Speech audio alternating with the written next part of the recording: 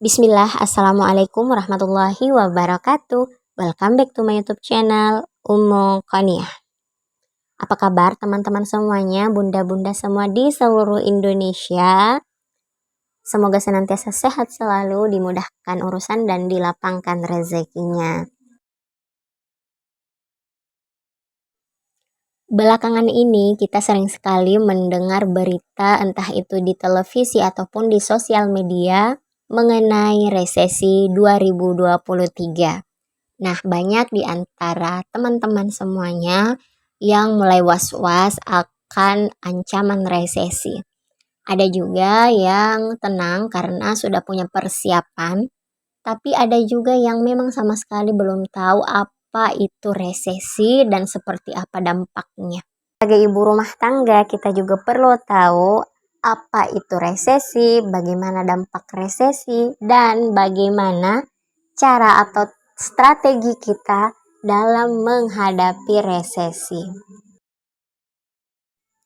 Sebelum lanjut, mohon untuk memberikan dukungannya, like, comment, subscribe, dan juga jika berkenan untuk men-share video ini, Ummu Qaniah mengucapkan jazakumullahu khair. Semoga Allah membalas dengan kebaikan yang lebih baik lagi. Untuk menghindari kesalahpahaman, Ummu Qaniah menyampaikan bahwa Ummu hanya seorang ibu rumah tangga, bukan pakar keuangan, tapi ingin mengatur keuangan dengan bijak. Nah, yang belum tahu apa itu resesi, yuk kita bahas dulu menurut artikel dari bfi.co.id yang menyatakan resesi adalah sebuah istilah yang digunakan untuk menggambarkan keadaan di mana perputaran ekonomi suatu negara berubah menjadi lambat atau buruk.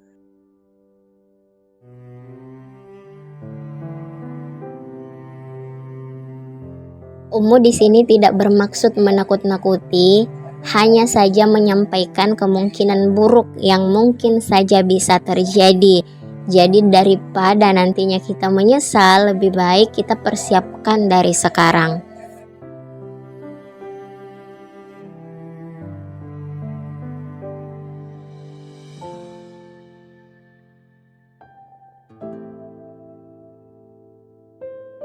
Contoh sederhana yang bisa kita terapkan dari rumah saat ini adalah dengan mengurangi pemakaian listrik.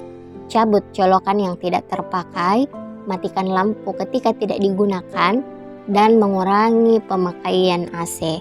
Karena kenapa? Ketika resesi terjadi, maka bukan hanya BBM dan harga bahan pokok yang naik, tapi tarif dasar listrik pun akan ikut naik. Makanya mulai dari sekarang tanamkan kebiasaan baik untuk menghemat pemakaian listrik. Sebagian orang kalau kita berbicara hemat, pikirannya kita menyiksa diri sendiri. Padahal sebenarnya kita bukan menyiksa diri sendiri, teman-teman. Hanya mempersiapkan hari esok yang kita tidak tahu akan seperti apa.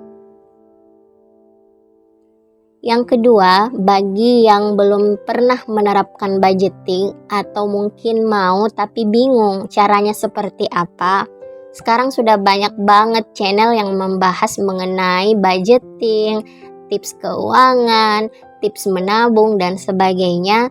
Teman-teman boleh mengadopsi ilmu-ilmu dari mereka. Cara mana, metode mana yang cocok untuk teman-teman pakai dalam mengelola keuangan yang teman-teman punya. Silakan disesuaikan bagusnya yang mana, enaknya yang mana. Terus yang ketiga, nah ini yang sering berbelanja via online, bertransaksi online, sering top up, apa-apa serba gesek dan sebagainya. Mulai dari sekarang, atur baik-baik berapa alokasi dana untuk semua transaksi online yang sering teman-teman lakukan. Jangan sampai bercampur aduk antara tabungan dengan budget untuk berbelanja online-nya. Ya, terus sekarang bukan saatnya lagi memperbanyak gaya, tapi perbanyak dana darurat. Karena kenapa? Dana darurat itu adalah suatu cara kita untuk mempersiapkan hal-hal buruk yang mungkin bisa terjadi esok lusa. Ini bukan berarti kita tidak meyakini takdir Allah ya teman-teman, tapi kita berusaha untuk keluar dari takdir buruk menuju takdir baiknya Allah. Seperti itu. Nah, saya yakin banyak teman-teman yang tahu tentang kisah Nabi Yusuf ketika mentakwilkan mimpi sang raja. Kala itu Nabi Yusuf mengatakan kepada raja bahwa akan terjadi paceklik berkepanjangan dan solusi yang diberikan adalah raja harus mempersiapkan stok bahan pangan sebanyak mungkin untuk persiapan beberapa tahun yang akan datang. Dan betul itu terjadi. Makanya ketika kita mempersiapkan dana darurat itu bukan suatu hal yang salah, tapi itu merupakan usaha kita untuk mempersiapkan suatu hal yang buruk yang bisa terjadi. Menurut para pakar keuangan, untuk masyarakat yang berstatus lajang, kebutuhan dana daruratnya minimal 3-4 kali pengeluaran bulanan. Sementara bagi yang sudah menikah dan belum punya anak, itu sekitar 6 kali dari pengeluaran bulanan. Nah, bagaimana jika sudah menikah dan punya anak? Tentunya pengeluarannya jauh lebih besar dong ya. Maka dana darurat yang harus disiapkan itu minimal 12 kali dari pengeluaran bulanan. Ini menurut teori ya. Lalu bagaimana jika penghasilannya sedikit? Nah, yang perlu kita utamakan dulu adalah kebutuhan keluarga. Di samping itu, kita juga harus mempersiapkan seberapapun yang bisa kita sisihkan untuk dana darurat. Jadi kebutuhan keluarga itu adalah suatu hal yang wajib dan dana darurat juga suatu hal yang harus kita sisihkan berapapun. Jangan terpatok pada teori, tapi kita berfokus pada berapa yang bisa kita sisihkan. Di sini mungkin berlaku istilah bule yang mengatakan less is more better than nothing. Sedikit lebih baik daripada tidak ada sama sekali.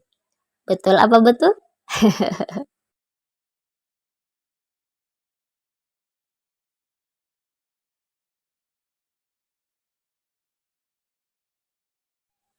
Umukania juga ingin mengingatkan bagi teman-teman yang punya cicilan ataupun utang yang sifatnya fluktuatif atau mengikuti suku bunga, sebaiknya diusahakan agar segera dipercepat pelunasannya. Karena kalau misalnya resesi betul-betul terjadi, maka kemungkinan besar suku bunga pun akan semakin naik.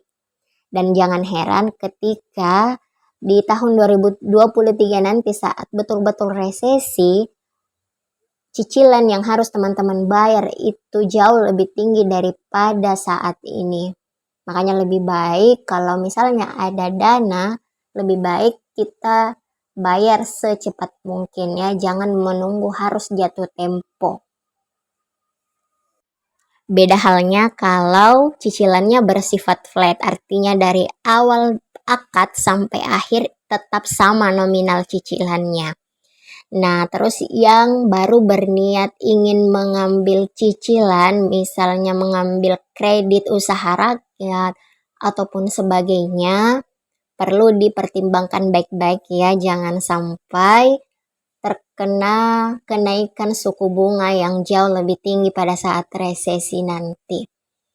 Semoga kita semua dimudahkan dalam menghadapi ancaman resesi yang kemungkinan besar bisa terjadi. Semoga segala sesuatunya dimudahkan, dimurahkan, dan kita diberikan rezeki yang berlipat-lipat.